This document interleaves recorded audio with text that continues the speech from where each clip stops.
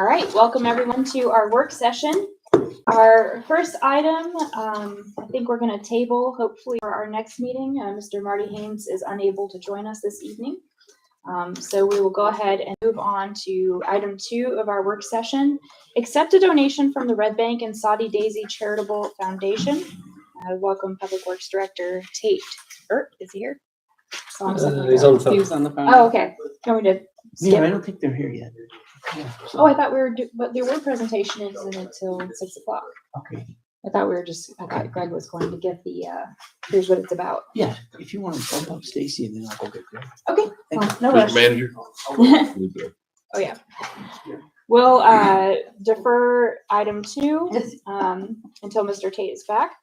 And we'll move on to item 3, approve agreement with municipal, oh, I'm sorry, you said we wanted to go to Stacy next. He's on the phone. Okay. Which item? Stacy's number 6. Okay. We will skip to number 6. Approve final server migration resolution 24-1671.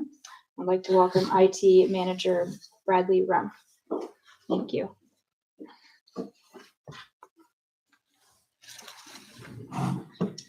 I'll stand before you. Good afternoon, Mayor and Commissioners. Resolution number 24-1671. Whereas the City of Red Bank, Tennessee currently has an agreement with RJ Young Company for IT services, and that's approved in resolution number 161129. I stand before you to ask for a migration project and domain unification. It is budgeted with the ARPA line item. This migration will streamline services with the cloud migration and update our service that's currently out of date. The city's current contract with RJ Young Company was approved for in 2016 as an automatically renewal one-year contract with the recurring monthly cost fee of $2,695. And the city wishes to continue the service with RJ Young Company. Although the funds for this is not budgeted for the FY24 year, as I stated before, it is budgeted with the ARPA funds. The one-time cost for the migration and domain unification is $14,400, and the monthly additional cost for managing the new cloud environment will be $576.56 monthly. It's necessary for the City Commission to approve the agreement with RJ Young Company for the upgrade and migration of the service for all city buildings and for management of the services. All right. Any questions for our IT manager? Will that completely eradicate like physical servers that we have, in various buildings? There is a slight possibility. We have one software that we're still waiting on a reply from to see if their software can be migrated to the cloud format. Oh, I see. If it's cloud compatible? Yes. Okay. That software is our payroll software that we're currently using with NextGen. We're waiting on a response from the vendors to confirm that software can be migrated. If not, then that will be the only server that would exist. Okay. And where is it at? I'm sorry, the server? That server is located inside City Hall. Okay. It's for payroll, she said. Oh, So will those servers, the physical item, become surplus property that will Decommission. decommission? Okay.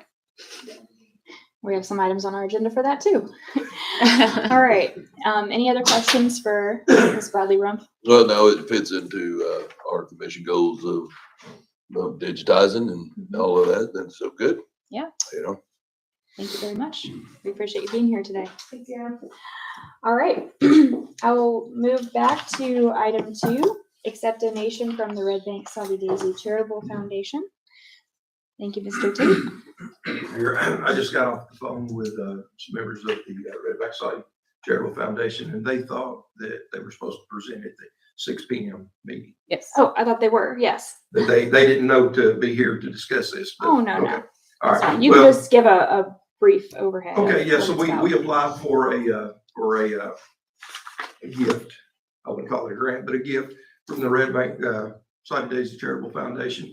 And we requested their consideration in the donation for the purchase of water fountains with bottle filling stations and dog bowl accessories to put in our parks, and also add to the addition of our community center restrooms. And so they've graciously supported us with a $45,000 donation for the use of that and completing the water fountains at the restrooms when we get those built later this year, which they are out for bids right now.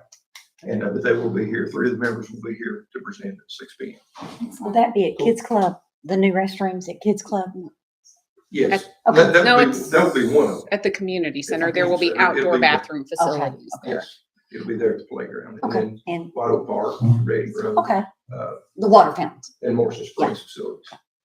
Is, Mr. can you- Tate, is the 45,000 in addition to whatever it was last year, the 22 or Yeah, 23,000? last year they gave 24,000 Okay, for community center playground. That's right. addition. And so- was it for that? I thought it was for the bathrooms last year. Well, when I say addition, I'm talking about the whole Just development, those. bathrooms, because we're also looking to put an additional play feature up there as well as restrooms. And then the extra money, because the type fountains that we're putting in, they're not cheap. Mhm. And then we have, water runoff issues, we have to make sure we have sewer or septic or something to catch the runoff. So, that whole project is not a cheap project, but that money will be used for the bottle filling stations to include the addition of one at the community center restrooms. We'll help with that.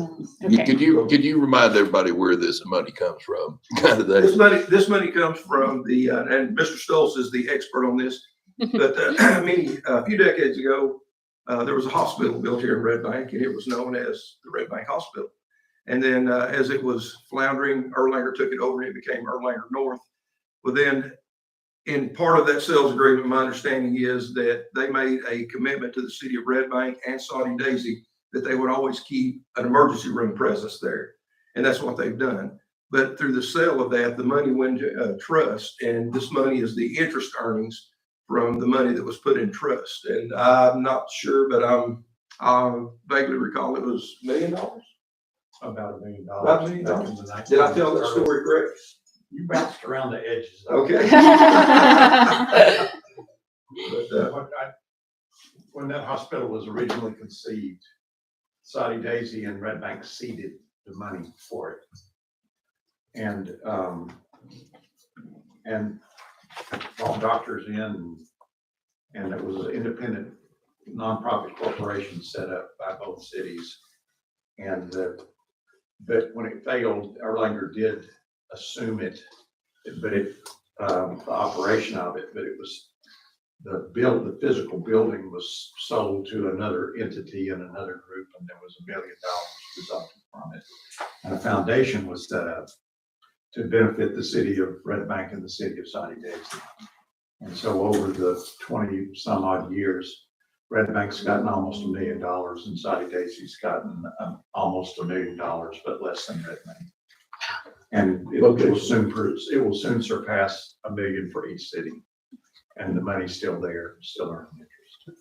yes. And Does that help? Yes. Thank you. Thank wasn't you. Mr. Slope involved and your dad? Was, and my father was Okay. involved, and Didn't several, notice. Yeah. Mr. Carnes was involved. Well, I just wanted to know that it wasn't falling out of the sky. That there was a reason that this foundation was. In my set up. level, that's the way it appears. Yes. Well, I mean, and in a way, it kind of is, but it's just not, it's not manna. You're right. This is something that the city set in place decades ago that is still bearing fruit. Well, my understanding is the award this year is higher than in the previous years that I've been in office, and that's a result of the higher interest rates that we're seeing. So, Excellent. another benefit for us. Good year for investments, huh? Yes. All right. Any questions for Mr. Tate? All right. We'll look forward to seeing the Saudi Daisy Foundation members here at our 6 o'clock meeting. All right. Next item on our agenda is to approve an agreement with Municipal Advisor, resolution number 24-1672. Mr. Granum.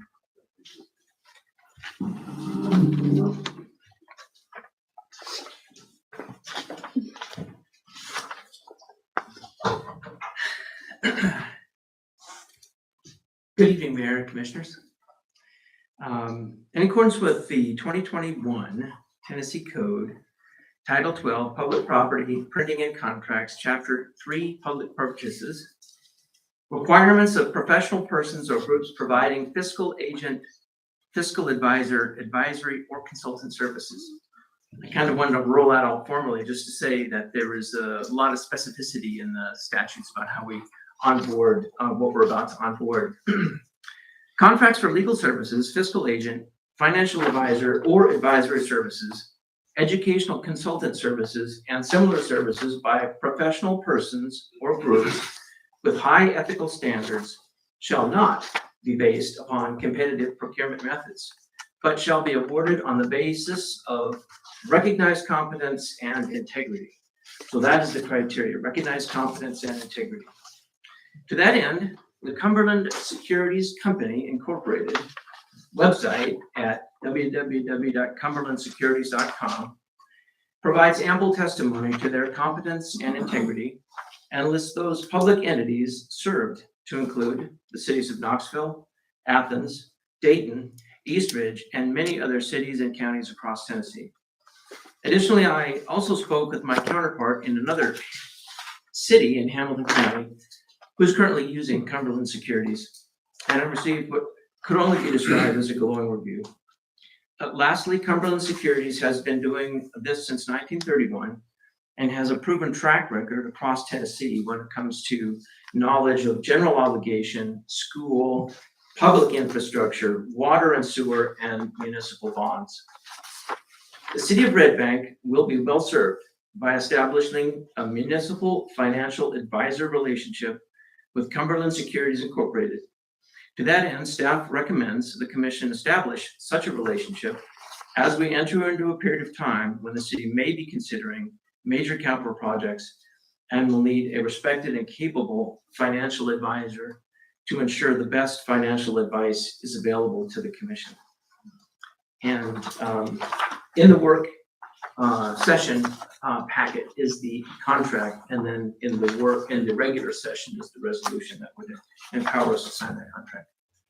Okay, Thank you, Mayor. and this is, the purpose of this advisor is to advise us on bond measures, potential bond measures for, like you said, capital investments, Yes. and what is considered wise and prudent levels of the debt service and Yes, what we're able to safely and comfortably pay yes. over time. All aspects of taking on debt, the mechanics of the sale, making sure that we get the best return on the sale, also advising us in the run up to the sale of how we set ourselves up to get the best out of that process, and how we eyes wide about the long-term commitment, 20, 25, 30-year commitment that may come with any such thing. And I will just add that the city has taken on debt. In fact, in our audit report is on page 72 to 77, it outlines our current debt, which all expires. It's all relatively short term. It all expires by 2031. And that is for relatively smaller things, such as the City Hall renovation that took place when they purchased the former business and then renovated to City Hall. We're still paying that off. The recent fire truck and some other large vehicle assets were financed on 4 and 5 year type debt. But the large capital projects that we're likely to be considering in the next couple of years would require a longer term debt horizon.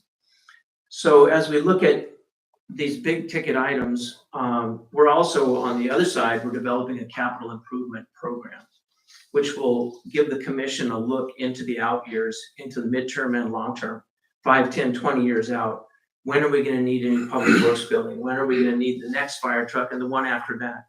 So that when we look at a 20 to 25 or 30 year note, the commission will be informed on our best look into the crystal ball about when we're going to have big capital requirements that come along. Typically, we buy a fire truck every 10 years, and that's around $600,000 in today's dollars.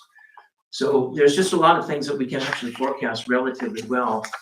We typically haven't done that. So this tonight is to onboard the financial advisor, so we can understand the debt piece of it very, very well. And then we're working hard on the other side to line up all the capital requirements. So we'll understand the big ticket items in that same event horizon. So the commission will be able to make long-term decisions with as much clarity and understanding possible. Let's see, I think there's one other thing I wanted to mention. I had shared with each of you an example of the kind of analysis that this company does. And it was this preliminary funding analysis where they actually look at all of our current debt when it expires, and then with various costs to the city of interest rate, they can forecast out the debt service for as long as you want, 20, 25, 30 years. Kind of the bigger the capital project, the longer you're probably gonna have to push it out so that your debt service is manageable. And that's the kind of trade-off that this advisor will give the commission and staff. And I had shared with you an example of that in the run-up to this meeting. Excellent. Any questions for Mr. Branham? What's the cost of these services? Thank you, Commissioner. There is no cost. The reason we have to have this relationship gets into Dodd-Frank type of regulatory agreements. We can't really sit down and have a substantive conversation with the financial advisor without there being that formal agreement. Then the actual advice they will give us until we issue a bond is free. The way this company is structured to collect their costs is at the point of issuance of debt. And there will be what they call a fee letter that will be at the time we issue the bond. So we can, once we have this relationship in place, we can sit down and talk substantively with this financial advisor and tee up the debt, or run models and have conversation. And I would expect that to take months and years, because we're really not in any position to actually do a project Tomorrow. Tomorrow. Mhm. So we'll start this conversation, establish the relationship. They'll get to know us, kind of what we're thinking about. They'll understand our rhythm for fire trucks, and they'll understand the condition of our public works building. They'll kind of know what we may be thinking about. And that's all legit to have at no cost. They do that for all the cities and counties that are their customers. Then when we actually go and issue a bond, say we decide to do the public works building and it's a big ticket bond sale, that's when the fee schedule gets set up, and then they're paid, or we cause them to be paid is the term. They actually benefit from proceeds of the bond sale. So it's highly unlikely the city of Red Bank will actually pay them money, but in their execution of the transaction, they receive a part of the proceeds. So that's kind of how it works at this level. For the lay person, would you say that they would be the equivalent of a realtor for bonds? Yes, you could say that, or a banker, or our relationship with our city attorney, where it's really professional in nature. It's not based on a dollar figure. It's really based on the quality of the service that you receive. And so I would put it in the context of our city attorney, our relationship with First Horizon Bank, and this financial advisor. They're kind of all in that very professional realm of relationship. All right. Any more questions for Mr. Brown? When you say typically we've not had any capitalization project, does that mean we have had one in the past? The last time we did something on this scale was when we owned the sewer system. Mm. And the sewer system that the city of Red Bank owned and operated had to be recapitalized. And by the way, we just repaid that debt in my time here. City manager. Yeah, we was getting charged extra on our WWTA bills. Yes, we were. Yeah. Yes, we were. I know that. we were retiring the debt, and we didn't own the system any longer. It still really irritates me, to be honest with you. But none of us were here at the time, so I'm not going to throw anybody under the bus. But that decision to get rid of the sewage system and yet retain the debt for a generation was a tough one. But I mean, we had a capitalization project for our roads or stormwater things or structures, shall we say. Has that ever been done before here? Well, I think probably it has, but not in recent memory. The only debt that was recent that was on this scale was for the sewer system. I'm sure if you go back to when they built the fire stations, which are, approaching over 40 years old. Right. But they had to have been done on debt. We have done similarly large projects, but they've been TDOT grant funded. The signalization, these are multi-million-dollar capital projects, but they were essentially financed by the state through a grant program. And that's how that financing worked. But if we had to pay it on our own, we probably would have had to sell bonds to do a project on that scale. Any other questions? Okay, thank you very Mayor. much, Thank you, Mr. Brennan. Commissioners. Next item on our agenda is approved contract with Compass Auctions, Resolution 24-1673. I'll welcome Director Tate back up. Thank you again, Mayor. Frequently and from time to time, every department in the city accumulates surplus. Sometimes it's junk, sometimes it's valuable scrap metal. Sometimes it's police department equipment, sometimes it's fire department equipment. And in the past, we've used a party to handle that we've had an agreement with in place for years. But recently, a new entity has come into play, and they are being used by most of the municipalities in our region, with probably the sole exception of Red Bank. And that is Compass Auctions. And they have some specific benefits that will help the city. One such benefit is that they will come and take our surplus equipment to their secure facilities. They will catalog it. They will take pictures. They will advertise it, hold an auction, and collect the money, bring it to us on a 10%, 12%. So let me introduce Justin Amstutz. And he is the Compass representative, and he knows all the key players in the city. He's thrown out some pretty hefty names, and I'm sitting there thinking, I know that guy. I know that guy. Good afternoon, Mayor, Commissioners. Happy to answer any questions for y'all. Relatively new to Red Bank. Compass was formed in 2010. I became managing partner of the business 4 years ago.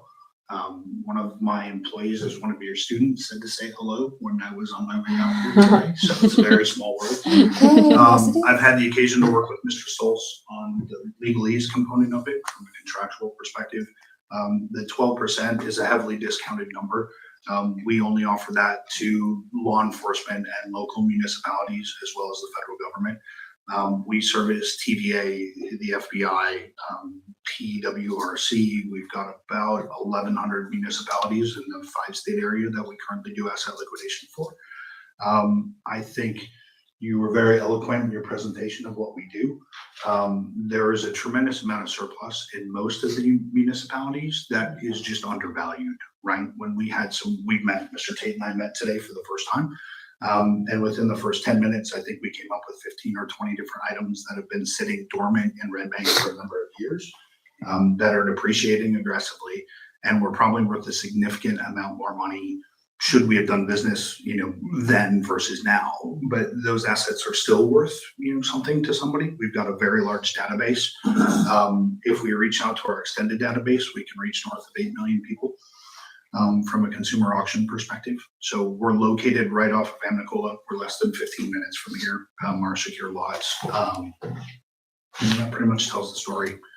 And it was a personal project for me. I've been in Chattanooga now for 4 years, and Red Bank was the last municipality in the greater Chattanooga area for us to be able to do some business. So did we get a better deal than that? To fill off your Actually, dance card. I think Mr. Stolz and I would agree that you got a really, really good deal. Yeah, that's all I wanted. Yeah, Arnold beat me up pretty good. That's why we keep it around. I'm actually familiar with your company. Okay. My husband has purchased items, or we purchased items from Compass, and we've been to your facility on Amnicola, so I'm quite familiar, actually. I think Always most had of good law experience. enforcement, I think most of the FD guys in the greater Chattanooga area are, as it's become kind of a hangout for everybody, right? With the amount of firearms and big equipment and things that we do. So it's great to hear that. Thank you, Mayor. I appreciate it. All right. Any questions? You said Amstead Yes. is your last name. Any questions for Mr. Amstead? No. Is it open to the public or simply, oh, it is, okay. We are open to the public. Okay. Absolutely. It's nationwide auction also, isn't it? I mean, I've seen your websites and stuff. So Lots you of do them fresh- online? I'm sorry. Go ahead. Both. We're the last hybrid east of the Mississippi. So my business partner and best friend and co-founder of the business back in 2010 is a world champion auctioneer. You've seen him on Mecum or Barrett Jackson or those types of things. And I spent the early part of my career in the auction space. And the paramount thing for me to be involved in this business is we still had a live auctioneer. That's where our roots were. But I would say a majority of our business model changed exponentially with COVID. And that's amount of time, I worked with the county mayor very closely, Mr. Coppinger, and the then city mayor for Chattanooga. And it was an interesting shift. I would say prior to COVID, about 50% of our business was done online.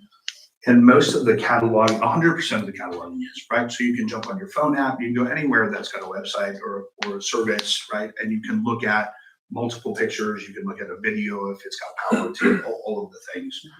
Pre-COVID, I'd say 50% of our business was online and 50% of it was still in person.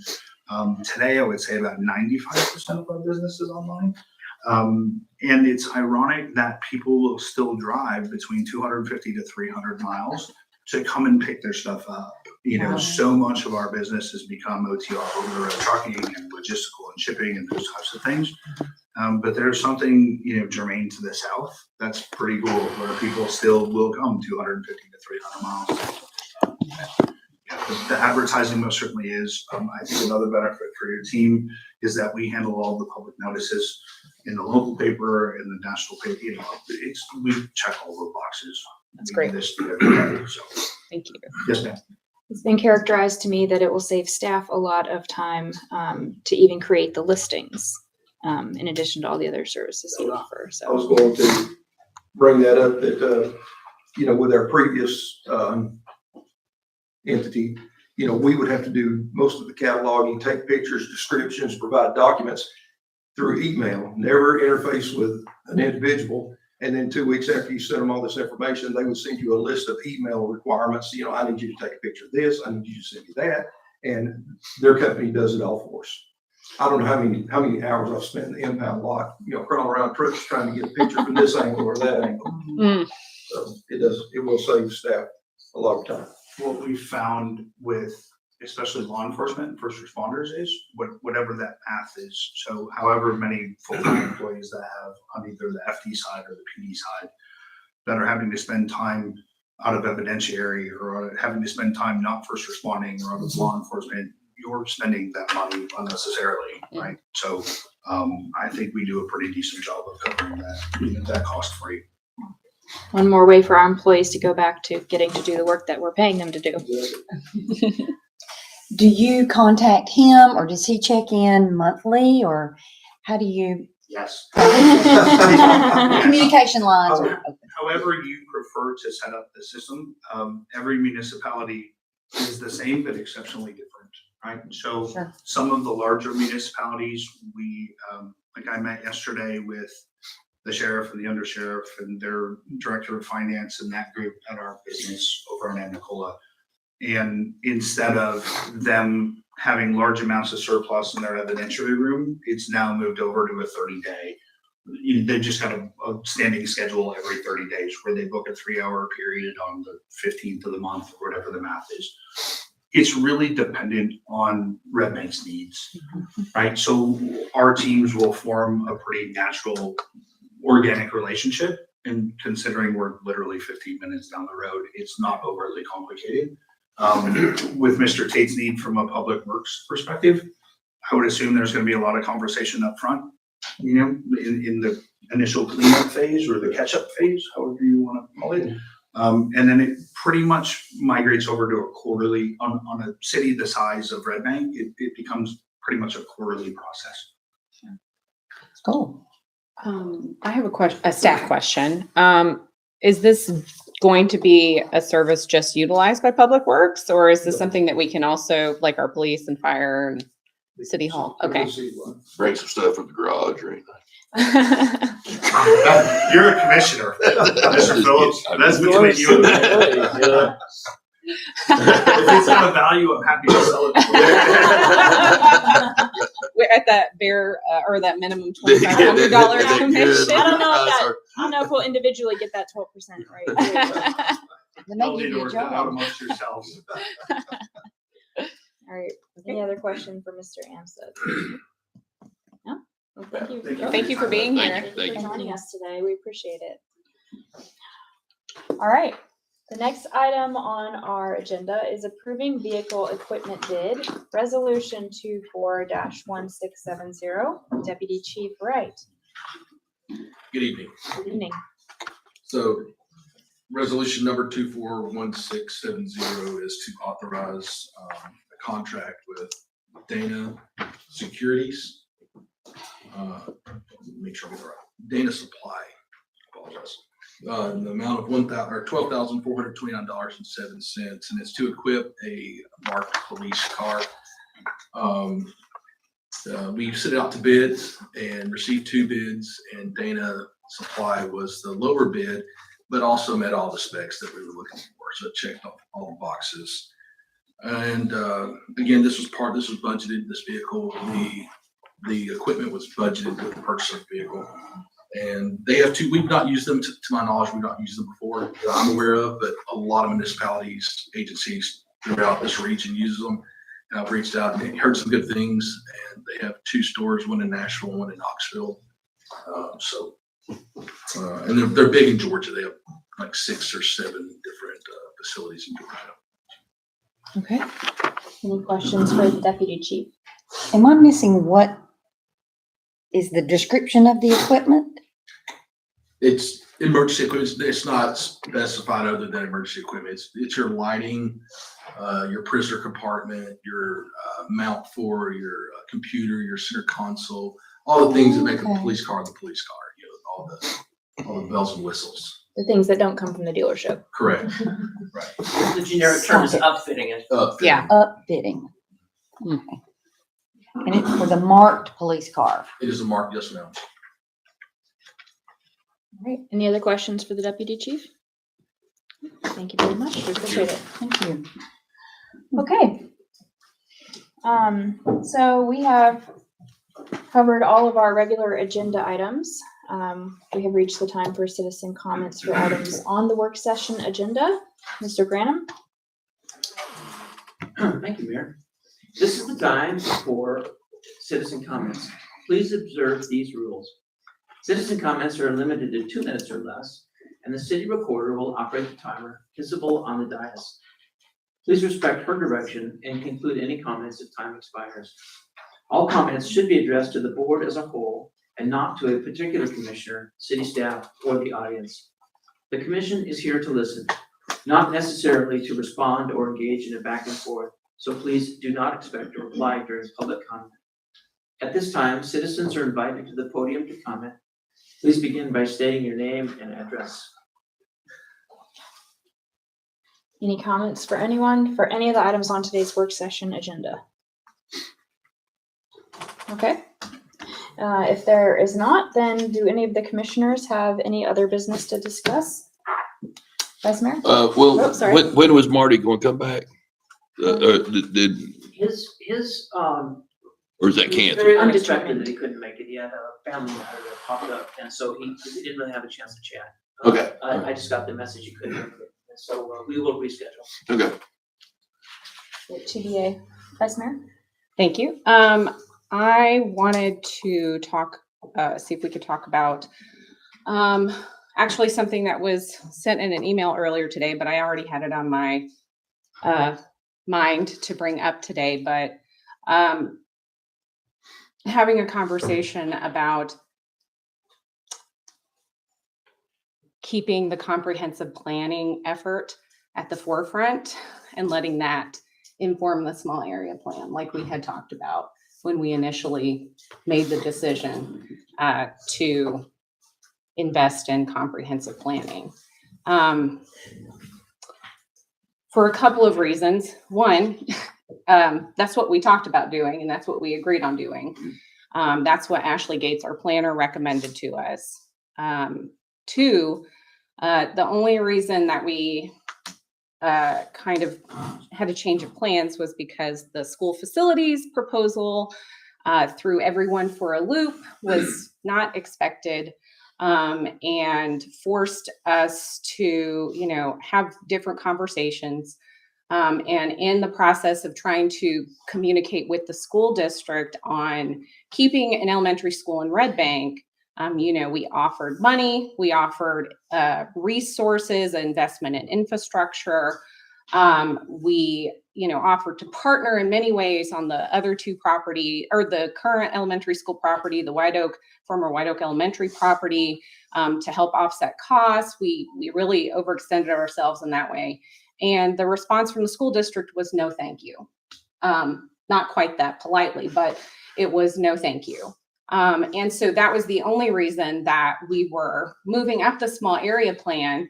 And that was before the school board ultimately voted on the proposal that they sent to the county commission.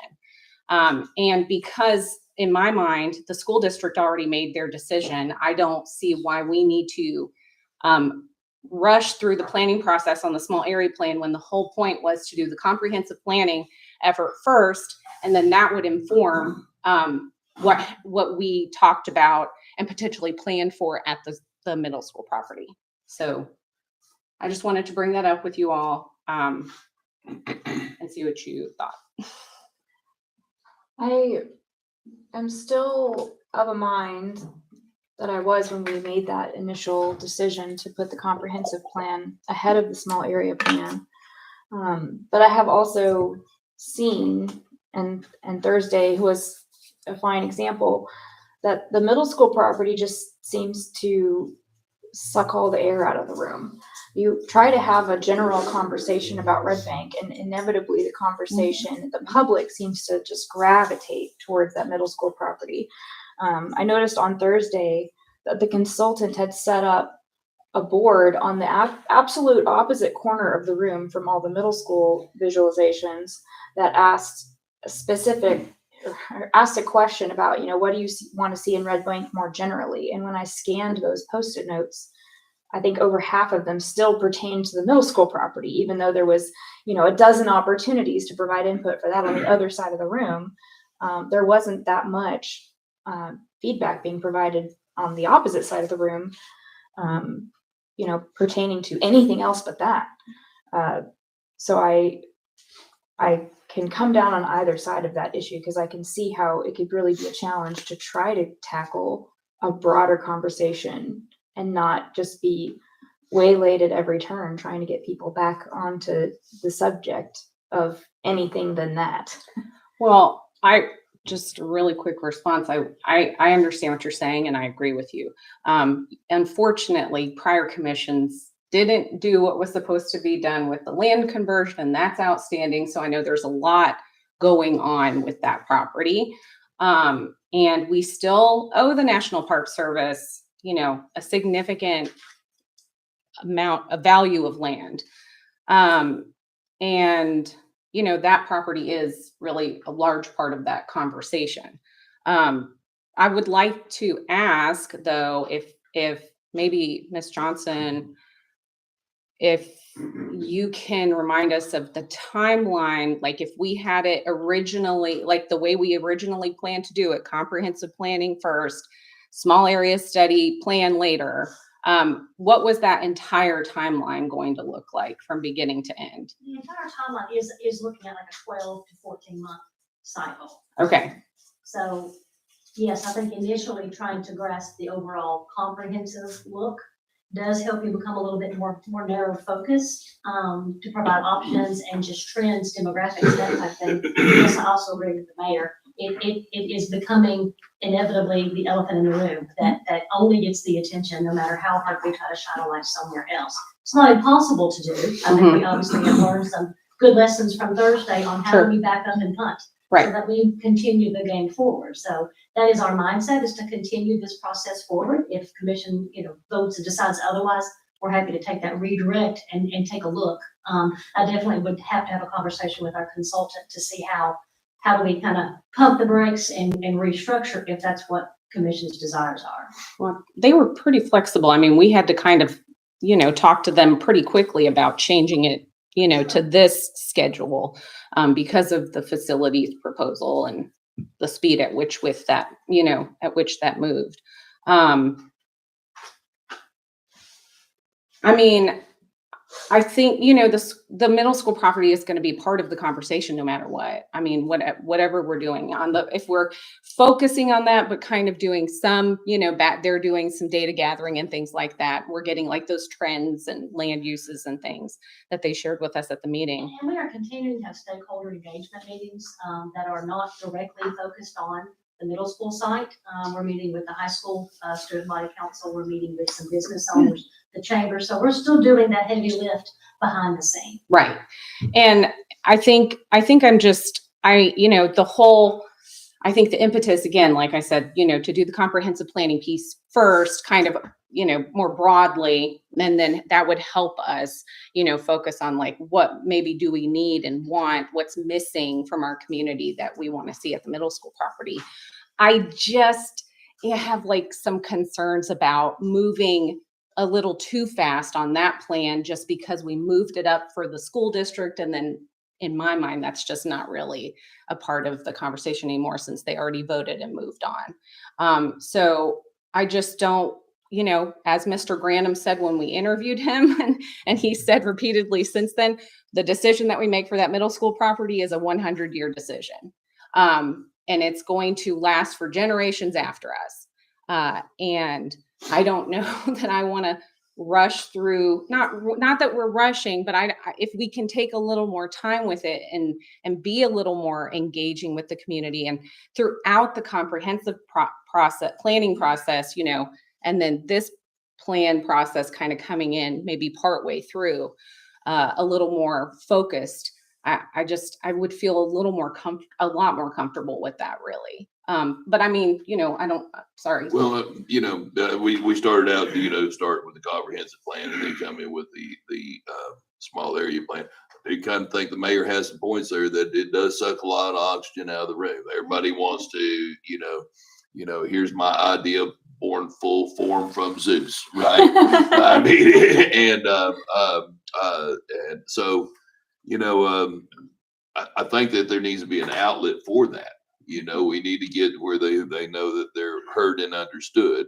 Whether that becomes, you know, where at in the process, I do not know. I like the whole idea of putting the whole plan out there first, and then coming in also. But though, you know, if it's the only thing people are listening for, then maybe we ought to, you know, at least have an idea day or something like that on that. You know, I don't know. I mean, I'm still for the whole, let's find out what our land's going to look like. What is our city going to look like?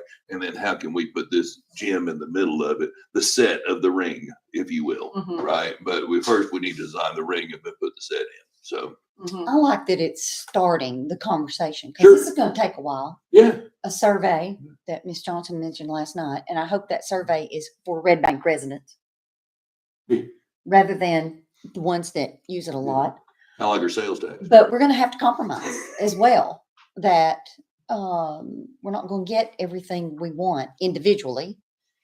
I have an idea just as anybody else does, but at least it's given the residents the start and dots or Post-it notes or whatever it takes to continue the conversation to provide what residents want. Yeah, I tend to agree with the mayor on this one.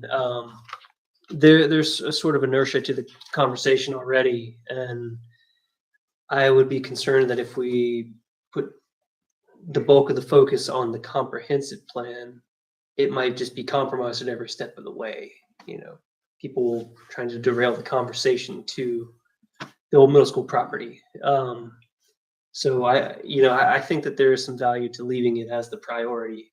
And I think it can also set the tone too for, you know, more of what we want to see down the road. Because that's what residents are thinking for our city. Yeah, it's great that it's comprehensive and it's needed and it's necessary. Yeah. It's that, like we've determined, that is the one of the big foci.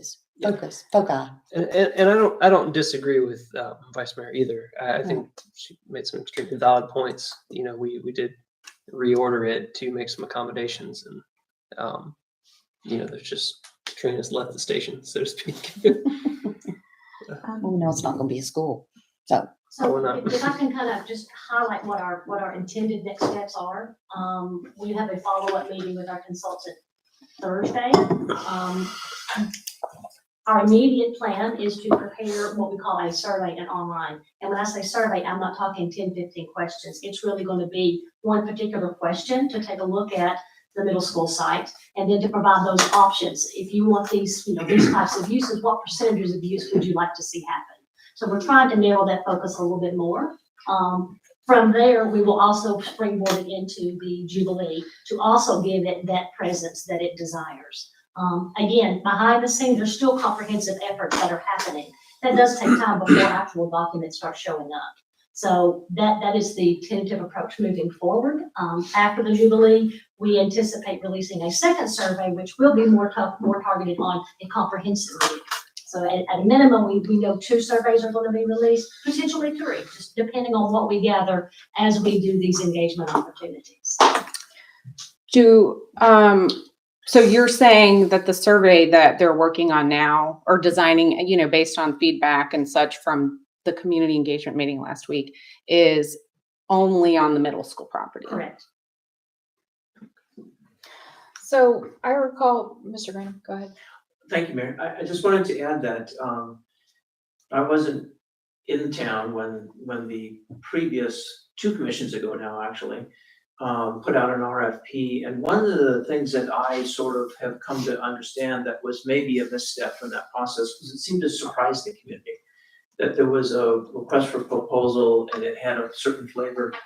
And I just wanted to say that I think we're in an entirely different place now as a commission and as a staff, and honestly as a community. We have just developed ways to engage with the community that's just really effective, with this our Facebook page, our web page, our newsletter, the boots on the ground engagement from the commissioners, the engagement from the public. We have voices in the community have really organized around getting the word out. And so the idea that anybody today could be surprised by a decision, it's not possible, given the investment on a wide variety of people, and civic organizations like the Lions Club are very dialed in, and the faith community is active. And there just seems to be, I think we're in a place where we can sustain a rich dialogue about these important issues and get to an answer, whether it's the school property first or a broader community comprehensive plan. And I would also add that we have planning staff now. We have city planner on staff. We have Deputy Director Johnson, who can carry these discussions, take these issues and flesh them out and hone them into options that people can wrap their brain around and then make good decisions and get good input on. So I think the city's in a really good place to sustain a successful planning process, almost regardless of which goes first. And honestly, that's always conflicted me from when I first broached the commission in February of 2022. Do we do the former Red Bank Middle School site first, or do the comprehensive plan first? And it was 6 of one, half dozen the other in my mind's eye. Through that lens, I don't know that we can make a bad decision about that. We just have to commit to that conversation first and try to get to an actionable point of decision, and then apply it to the other issue. Ms. Johnson, with the timeline, like kind of estimated timeline, what you were just talking about, like a survey, the Jubilee, something after maybe some other kind of engagement. So what's the timeline like that when you are talking about this? Are you talking about us like getting to a vote on this, like before we're done with the whole process, or like what? I guess what's the end goal with the small area plan if it's not to vote on it before the comprehensive plan? Like, where are we landing on that? So that will ultimately come down to commission's wishes. What the consultant will provide is the data, the information, and some proposals for you guys to hopefully make some sound decisions on. If the small area study information is robust enough and we feel like it's ready for commission to make a decision on, it will be brought to you. It will not have to wait till the entire comprehensive plan is complete and in draft. And at that time, again, we will have more public engagement for those documents that reveal. Mm-hmm. But you can either tie them together as one cohesive, or we can separate those. It just depends on how ripe that product is and at what time that comes along. So I would anticipate probably early fall, we should have something that's more focused on the small area study. And then shortly thereafter, we will have the data that supports the comprehensive plan. That's not an adoption and a formal acceptance until commission is ready to make that decision. Okay, thank you. So would you say that the comprehensive planning piece will still be existing alongside the small area plan? And right now, that's really how they are. They're almost parallel with each other with this data gather and the engagement that we're having. We will find that cross and then they will start to separate. Mhm. One will finish off before the other one continues on. Okay. So I do anticipate the small area study to be probably 90% complete whenever we turn it over to you. And then that decision would be if commission is ready to make a vote on it and move on, and then we focus back on the comprehensive plan. But I still anticipate the entire system to be complete by the end of, I want to say sometime December, early January. Okay. Yeah. We could choose to defer a vote on the middle school property Absolutely. decision until the comprehensive plan is complete if we want to. Absolutely. But the study and the heavy lift, as I call it, should be complete. Okay. I recall a conversation, I think, maybe when the school facilities plan was in full swing, about, this comprehensive plan and the small area plan are kind of going on simultaneously, side by side. So we're not necessarily gonna wrap up a bow on one, before the other one's done. Right. And hopefully, as we're gathering data for the comprehensive plan as we go, that's going to be informing And they should the be small area complementary plan. and supportive of each other. That's the intent from the beginning. But again, at some point in time, we will have done as much of a heavy lift on the small area study, and it's ready, I won't say complete, but it's ready to be put on pause until the comprehensive plan is finished. Right. Because one deals with 12 acres and the other deals with 6.4 square miles. All right. Any other thoughts on this topic? Or any other items to discuss? Any other business to discuss? So it may be that, well, one is that these aren't the only 3 plans. It's just that's a start for conversation. Correct. And the surveys will help and the Jubilee will help. Let's see.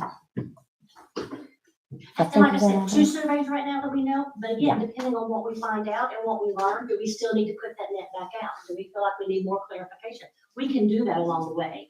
So I don't want to have any hard stops that by this date, this will be the end of it, because we just don't know until we continue to get that feedback. Because 12 to 14 months is not a long period of time for what we're learning. And that's okay. And we That's part of it. We just onboarded them back in December, so they were available at the Christmas event, and really got a good kickoff probably late January. Yeah, good. Thank We you. are very, very early.